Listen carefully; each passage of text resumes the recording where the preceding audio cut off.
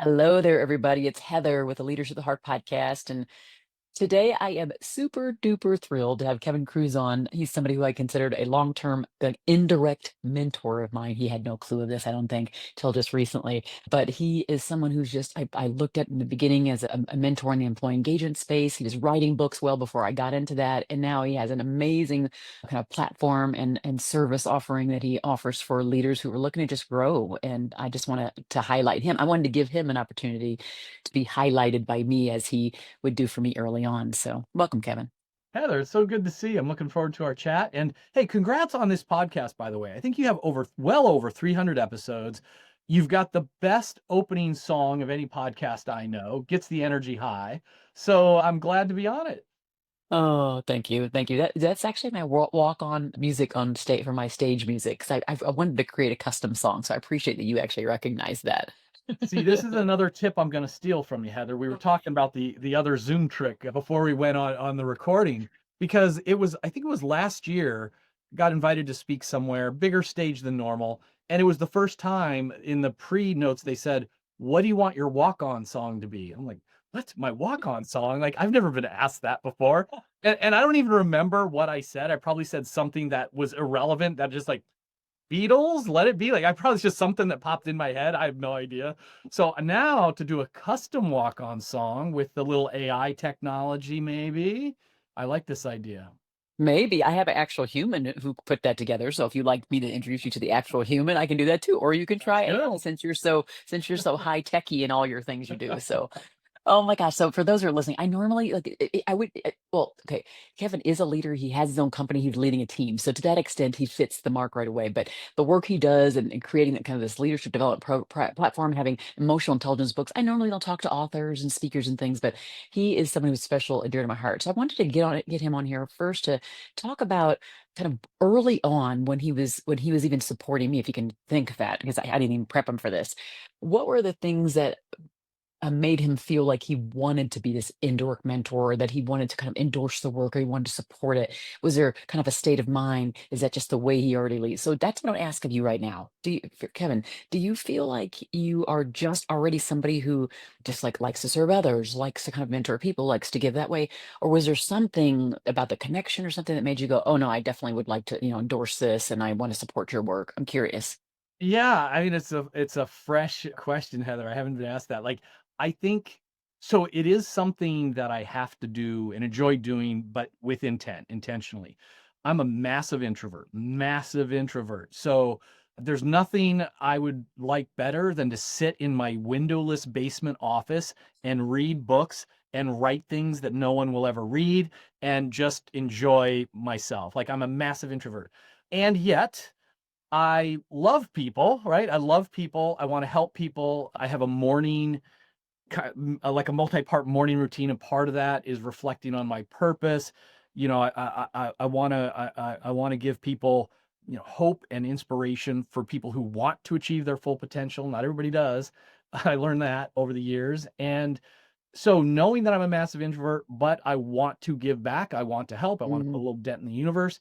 I look for ways to do that, and so in that spirit and of course the self-interest of just building a social network, you anything you put out in the universe is going to come back tenfold. That's So true. just trying to be active in our community.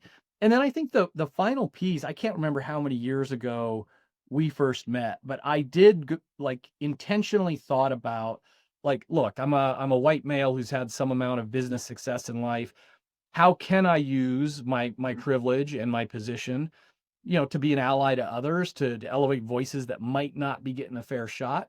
And so that's when they won't let me do it anymore. But like with Forbes, for a couple of years, I would do like the top 100 female speakers, and Mhm. never had that list. And I knew from my speaker bureau friends and my event friends, they were often saying like, we're trying to, have gender representation or whatever it might be.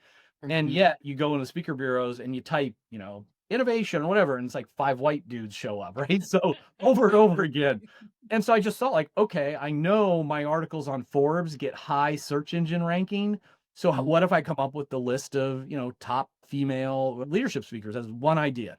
And so I started doing more of those kinds of things. My podcast is in remission right now, but like Mhm. when I had the podcast, I, was doing daily and then weekly shows. I would always try to think about, no disrespect to our famous author friends who are like on every podcast, but like, Yeah. okay, they've got platforms, their voice is being heard.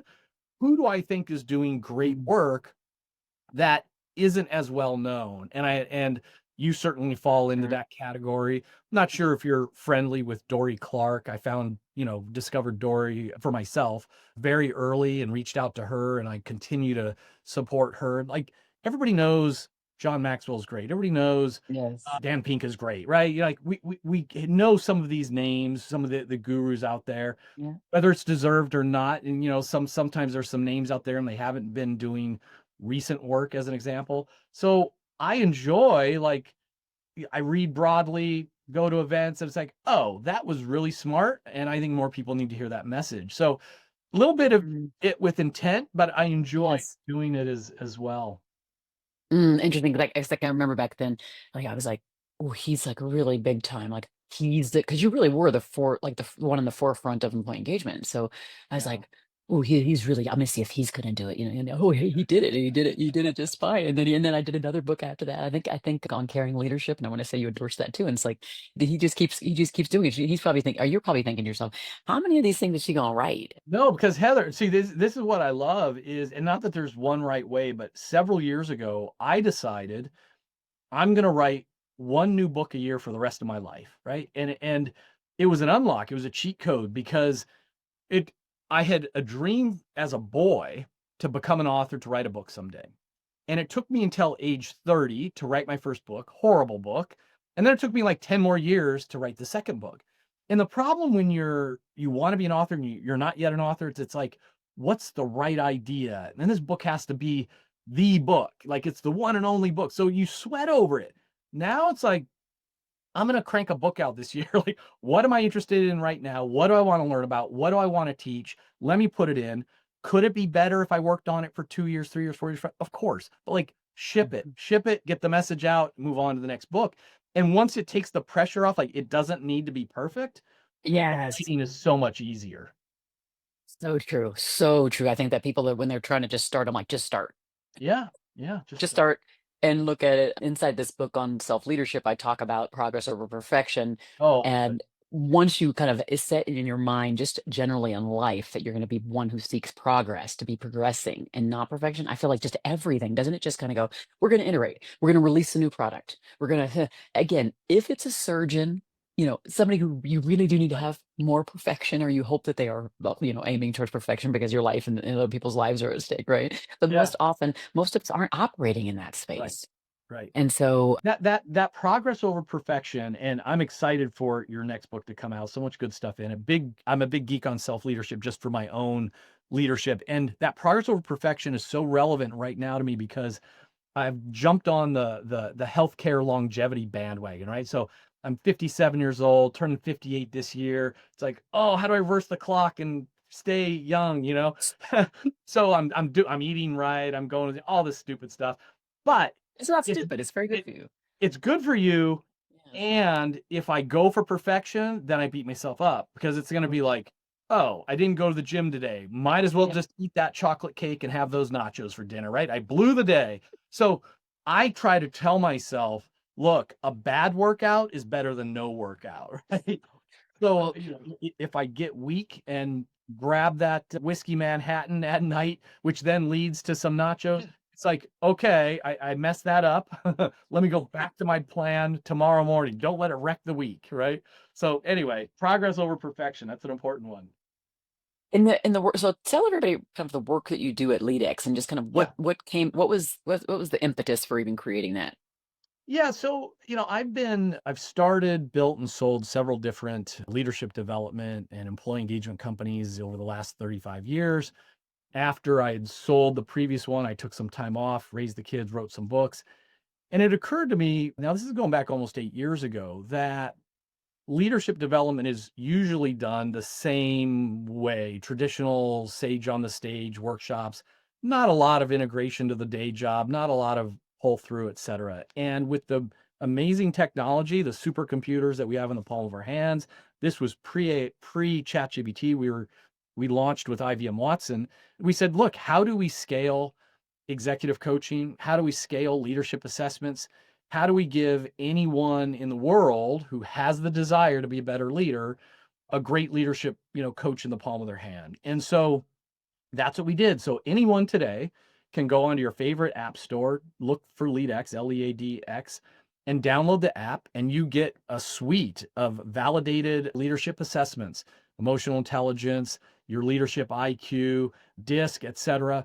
You get behavioral nudges, you get access to online learning, tons of free stuff, so that around the world, we want to spark the next 100 million leaders around the world. So through that app, we feel we've found a way to scale leadership impact, leadership coaching. Now, it's been a long journey. We've learned a lot, and not everything should be done just digitally, of course. And so, for example, our newest project, the new book is Emotional Intelligence: 52 Strategies to Build Strong Relationships, Increase Resilience, and Achieve Your Goals. Why do we need another EQ book? Well, we saw, again, in the age of AI, when EQ's always trumped IQ. Like, it's more of a predictor of success than IQ. In this day and age where literally every object on your desk is going to have genius level IQ, smart doesn't matter anymore. You don't need to be the smartest programmer anymore, the smartest engineer. It's not really about IQ. What's going to elevate you in your career is going to be your EQ. It's, can you lead people? Can you bring people together? Can you resolve conflict? Can you build positive relationships? Can you, big overlap with your next book, can you understand yourself, self-awareness, and modulate yourself in a way that then builds relationships with others? This is what it's all going to be about. So with it being more important than ever before, we said, how we like to do things for free. We want to make an impact. So we went out and we talked to the godfather of EQ, Dan Goleman. We said, hey, what's the right, after all this experience, what's the right model? And he says, it's still the 4 quadrants. He's got this classic model: self-awareness, self-management, social awareness, relationship management. We hired Dr. Travis Bradberry, legendary EQ author of Emotional Intelligence 2.0. And we've created a new EQ assessment, hired an outside firm to validate it, and now anybody can take it for free around the world. Go to leadx.org/EQ. You get a validated emotional intelligence assessment and free behavioral nudges and micro learning to help you change and improve the areas of EQ that you want. Now, look, I got bills to pay, Heather. So how do we make money? Well, it's when the companies want to certify their trainers. So if you're an independent coach, or you're an L&D department, and you're like, I want to train LEADx EQ in my organization, great. We will happily offer a certification program and participant materials and all that good stuff. But for individuals, we want EQ to be at everybody's fingertips around the world. I love that so much. And boy, what a great big vision. Your big vision aligns with mine. Of course, you have much more of an infrastructure and that like a scalability effect that you have put in place. As last year, I had launched that Art of Active Listening facilitator program, and it was from the BDC side, it was a hard one to do. And so I definitely got smart and realized that what I decided to do is I wrapped my certification program into my ambassador program. So now I have a caring leadership ambassador program that has the master class, the certification, coaching, group coaching, all those things now embedded in it, Right. and now allows my impact to expand through other leaders. But Right. before that, it was just I mean, we got cohorts to come through, but it was just much harder to do. And again, I don't think it just wasn't very effective. But if here's what we do. I know you know this. Iteration is absolutely key. You have got to test, you've got to try, you've got to tweak, and that's what I believe we do in our own leadership. Yeah. Because again, Yeah. the progress versus perfection view is something that I have talked about ever since I launched this show in 2018. It's like, if we are going to hit ourselves and slap ourselves and give everybody else grace, but not give ourselves any grace, we're going to not get far at all. We just aren't. And I've grown a lot in this area because it gets to that leadership authenticity, right? So it's like, imperfection is connection, because none of us are perfect. If we can share our imperfections with others, they can connect. They trust us. It builds that relationship. Imperfection is connection. And as leaders, there's layers to this, right? And so I think I'm given what I've taught for 30 years, the research that I've done for 30 years, like I think I'm better than average when it comes to leadership. But hey, you drop an employee engagement survey on my team right now, I'm not getting fives from everybody on every dimension, right? I've got my ups and downs. Being a massive introvert. Do you think I show passion every day? Do you think I reach out and connect to others? I'm working on it, Heather. I'm working on it. Yeah, work in progress. That's what we are all works in progress. Right, I think that's the Right. key. So, what do you think your biggest leadership kind of upside is? What do you think, like, I would say, let me ask this differently. What do you think your number one value is as a leader, the thing that you value most? And then what do you think your, like, just like the thing that you do really super well, like a leadership superpower that you have? Well, what I'm fascinated now, this is literally in the last 3 months. I've stumbled on some research we were doing. This will be the focus of a book of mine in a year from now. Is this idea of future casting? And so, as you know from your employee engagement work and leadership work, everybody knows that like visionary leadership is effective at driving engagement. People want to feel that the future is bright. If the future is uncertain, that can drive anxiety. So we've known that for a while. I think this day and age, though, we're in this crazy world. I mean, VUCA was VUCA was tough, but so 80 something, right? We're in a world that is incomprehensible. I mean, it's AI every week is announcing things that is mind-boggling. We're in a world where some tech person in their basement can put a post up on Reddit and earn $1 billion in GameStop stock and then put a hedge fund out of business who shorted it. Like there's who can predict, like there's A doesn't lead to Mm-mm, B anymore. If you think mm-mm, about world events, I don't want to get too deep into world events, but I mean, I've been pretty shocked by the last several years. I mean, if even 5 years ago, if you said, "Hey, Kevin, there's going to be a global pandemic similar to the 1918 flu," I'd be like, we're modern, civilized scientists, people with communication. Like we'd be on top of that. That can't happen. And yet, yes, someone said there's going to be another major land war in Europe. Like, World War II, we're never going to go back to that. Everybody knows that wars now, or it's guerrilla warfare, it's terrorism. There's never going to be a war like that. And yet, if yep, someone told me that American democracy would be brittle in threat, and I believe it was, I would be like, that can't happen in this country. And yet, mm-hmm, and here yeah, we are, right? And so yeah, we're in a world from the business side, the tech side, the global political side. It's crazy. We can't predict. It's crazy. And mhm, so this anxiety about the future and our role and our place in it is already, you see it from Gallup, our anxiety is sky high. It's going to get higher. So the idea of future casting is like the 5 skills that leaders really can dial in on in this incomprehensible world. Yes, paint a rosy vision of the future. Be innovative to shape the future. Be resilient so you can survive what the future throws your way. Be agile so you can pivot in response to these things. Be relational. So this is one for my introverted self, right? The future will be won by teams, not individuals. If we're going to respond, I need to be able to text my friend Heather and be like, "Hey, what do you think of that thing that just happened?" Or, mhm, "Hey, I just discovered this. You might benefit from knowing it too." Like our relationships are going to be mhm, more important. So I got the bug right now about really leaning into this idea of future casting, not just future telling. It's not like you don't need a crystal ball, but like, mm-mm, okay, how do we make sure we're strategic storytellers to our followers? We're painting an optimistic view of the future and proactively responding in the right ways. I don't think I'm doing it poorly. Like as you know from my work, like we tend to be pretty innovative at LEADx, mhm, like constantly pushing the edge on technology and things like that. I feel like I do a decent job with my team, letting them know. Like as you said, we've been in business for 8 years, and I feel like we have failed for 8 years. Like we're still trying to figure it out.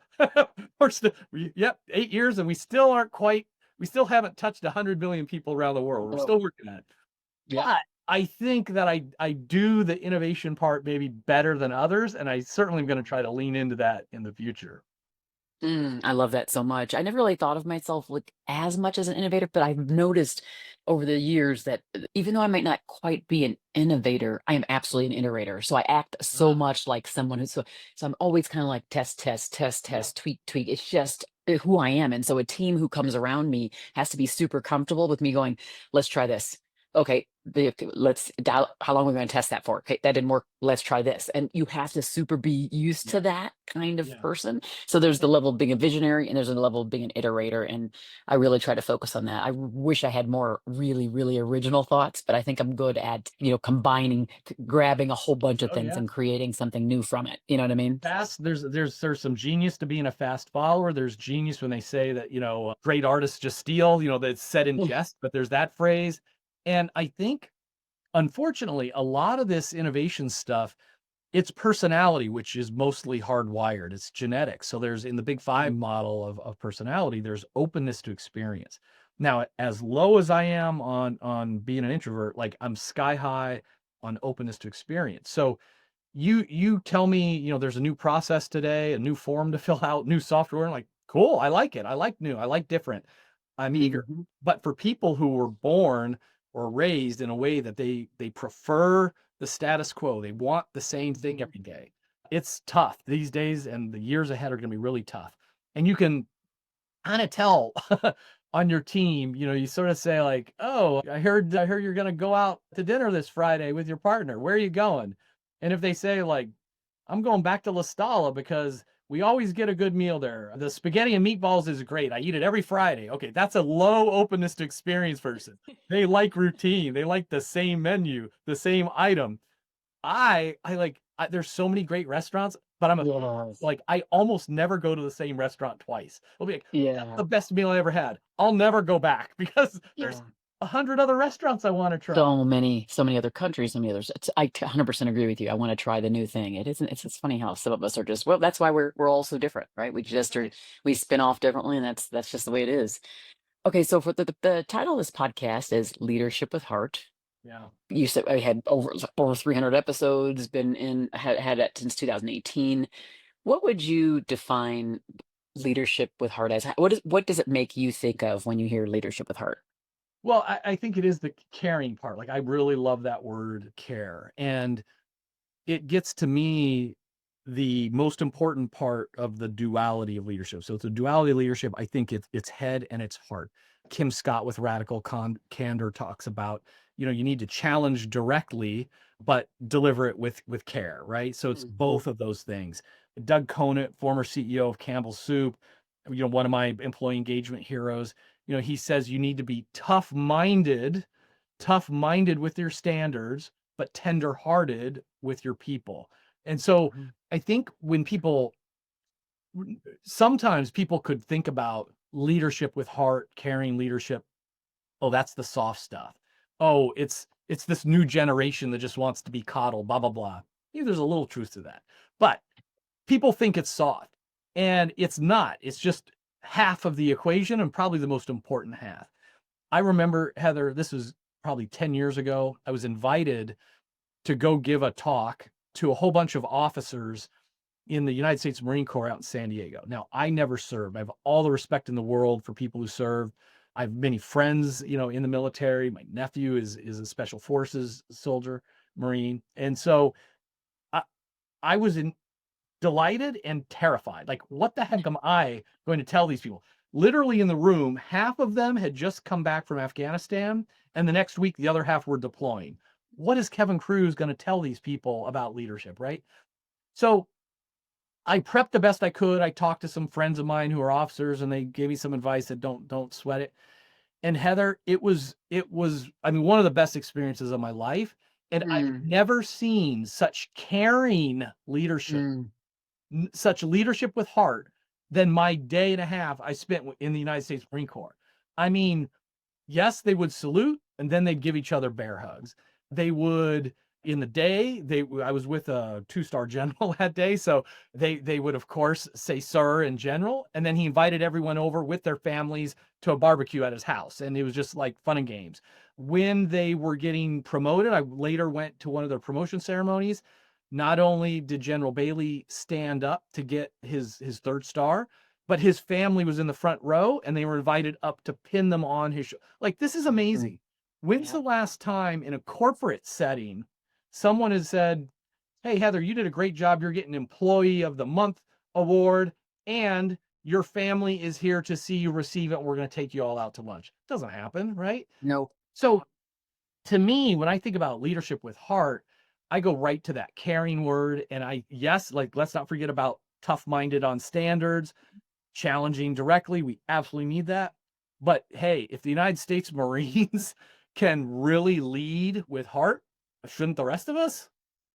I love that. That's probably the best response I've ever gotten. I was on someone's podcast. It's called Surfacing Leaders with someone who was the captain of a ship. Like Oh, he yeah. was Naval Academy, and so we were just talking about that exact same thing. That how much Yeah. care that he remembers that like he would be, all these people in this like cold metal tube in the ocean for 8 months out of the year, and but having that person who was leading that ship, demonstrate in so many ways that they cared about you and that you were the number one thing meant it meant Yeah. everything to get you through that 8 months that you were there. And so that's the reason why I think we do the work we do, right? Is to Right. make that impact. And I always say, you know what? Sure, it could be squishy. Sure, it could be soft, but it is the hardest thing to do consistently and to call ourselves on the carpet for. And I think that the other thing is kind of going back to this duality concept is if I have done the hard work, and let's just be clear for everybody listening, it is the hardest work to express concern and kindness towards those who look to you for guidance in a consistent way. It is the hardest thing you can do. It's much harder than a spreadsheet and a procedure and a Yeah. manual. But when you are doing all that hard work up front, when you are loading and pouring into other people, when it comes time to help them course correct, when it comes time to call them on the carpet and go, "I don't agree with that way of thinking, and let me tell you why, and then let me ask you some questions. Okay, now let's get on a path, a better path, a more productive path together." I can go down that road with being like a powerful stance that's very directed, that expects excellence, because I did all that stuff you Right. may see squishy up front That's that right. made me I endeared me to them. Yeah. And that's what leaders, that's what we're here to do. We're here to endear ourselves to other people so that then when it's time to make them think hard about the hard things, Yeah. they're going to do it and they're going to know we're not doing it to kind of demean them. We're That's doing right. it to uplift and improve, and help them progress on their journey. Yeah. Well, and one of the things I'm excited about your new book coming out is, and this, I am no expert on this. Like, I feel like it's hard to care for others if you're not having a good amount of self-care and self-love yourself. And my Buddhist friends will talk about this thing where they do a loving kindness meditation where you like, okay, I'm gonna send love to all the animals in the world. That's easy. I'm gonna send love to all the random people, my friends and family members. Okay, that's pretty easy. I'm gonna send love to all of my enemies. That gets a little harder, but most people can Mhm. see why they should do that. What's the hardest one? I'm gonna send love to myself. A lot of people Yeah, can't do that. That's when it's people hard. break down, cry, look at Yeah. affections, etc.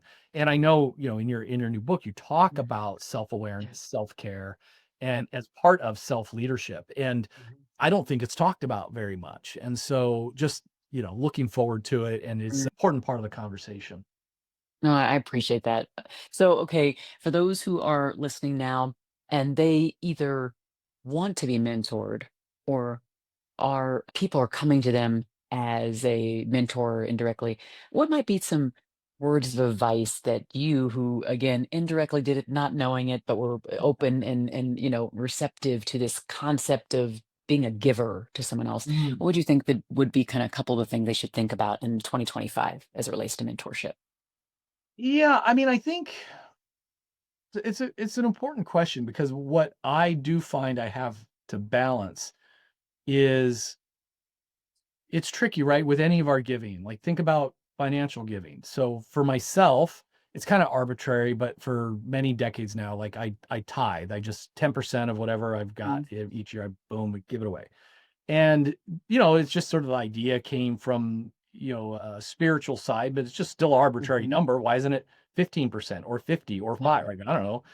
And then think about the time that we give to others, whether it's as mentors or in soup kitchens or whatever. Should that also be 10% of our time? Like, I struggle with Mhm. this. And so when it comes to the mentorship, I get, just dozens of inbound requests for you got a minute? Can I pick your ear? Pick your brain. Have your ear for a while." And so you really can't do the day job if you said yes to everything. Mhm. So for me and for others out there, I do think it's like do it with intent. So one way would be by interest. I have a very successful, wealthy friend who happens to live in Philadelphia, and he says if any group invites him to speak or do something in Philadelphia, it's an automatic yes because that's his community. If it's somewhere else, he'll see if it fits in the schedule. So his was sort of time bound. For me, it was like I want to make time to support others whose voices, maybe are not getting elevated the way they should. Another thing is to be time bound. So for me, like I generally keep my Friday afternoons open for these kinds of phone calls or meetings or cups of coffee or things like that. So if someone says, "Hey, Kevin, so and so referred me," and I'm like, "Okay, I want to do it because we have a mutual friend." I'm just going to look at my calendar. I'll be like, "Yes, I can." And the first slot happens to be 5 Fridays from now. Can you do it? Right. Yes. So I love it's that. not always a no, but it's a yes if you can wait 6 weeks or something. Mhm. But I think the big message is, yes, like, we need more mentors. We Mhm. need people to share their wisdom for the world, and it, feels good, makes us feel good to do it. But just given the reality of our schedules, like, maybe be intentional and put some time blocking around it at the same time. Oh, I love that. That's really good, I think, direction for anybody listening. And I think that there is a gift that you give to the world. And while I never really requested a ton of your time, I think just even just the little things that all added up to a lot. So from me to you, Mr. Kevin Cruz, I want to say thank you for the, it Oh, wasn't, like I said, a ton of time, but it was at least belief and endorsement and, support over the years with articles and all those things that you did but to kind see, of Heather, this my is an work. So, important this is important, not to cut you off and to make the podcast longer, but, like, this is advice to people, potential mentees, or not that I consider hmm we're peers, but like mentees or people who don't. Not everything has to be, "Hey, can I meet with you for an yeah, hour in person?" sure. You can There's a lot of people who will say no to that, but if it's like, "Hey, can you write a review for my book? Hey, Yeah. I've got this one question, can you just send me the answer? Hey, Yeah. I think you're connected to this person, Yeah. would you mind?" There's a lot of things that can Totally. be done without having to hop on a Zoom call. So, Yes. you were great at that. Like, Yes. it was always like, we've always, I thought, had great quickly email back and forth, and yet Yep. you're totally understanding when I say, "Yes, and the next slot's January," or, Yep. "Yes, Exactly. and I'm gonna get my colleague Evan to help us put this thing together." You are, Yes. like, Exactly. very flexible about that. Well, I mean, heck, in you're doing me a favor. In my mind, one of the things I think that you kind of led onto this, which is the idea of it's like access. So it's so for in many ways, I didn't have access. I didn't have Yeah. the connections and those things, right? And so early on, I was like, oh, this person's big time in my space. And so I want to reach out to him and like see if he'll. And so when you endorse something, that you kind of are providing more access to the space. Yeah. And then the more that you do those kinds of things, like podcasts, blogs, articles on the person's behalf, that just provides another area of access, which so now like now I'm able to give. So when people ask me, I try to give more back to the different people to give them You're doing access it because I right now. understand. You got me to Well, tell everyone there's a free EQ assessment yeah, up. exactly. Well, I was gonna say that. Thank you to you. And again, I wanted to use this as a way to give back, really, to Yeah, spread the word on LeadX itself, on this assessment that you have inside your book that I loved and yeah, I promoted and got a little bit of play there. yeah, In my mind, it's like we're it's just like I get to pay it forward now. So sure. again, huge thank you to you for being. Don't stop being that person. I'm telling you, I know it's within parameters, certain ranges. I get it, but that's a good person to be in a world that, to be honest, is super super centered on themselves, and it means even more to me knowing now, oh my gosh, that you're like massive introvert, because sometimes those are going to really be people who are kind of in a hub and Yeah, really I need to get fight the it. energy in. I fight it. Oh, you're awesome. Well, so for those who are listening, hopefully just this conversation, you took some nuggets away, learned a lot about leadership, and just thinking about what role you can play to touch the life of somebody else. And it can be in the small ways that Kevin talked about too.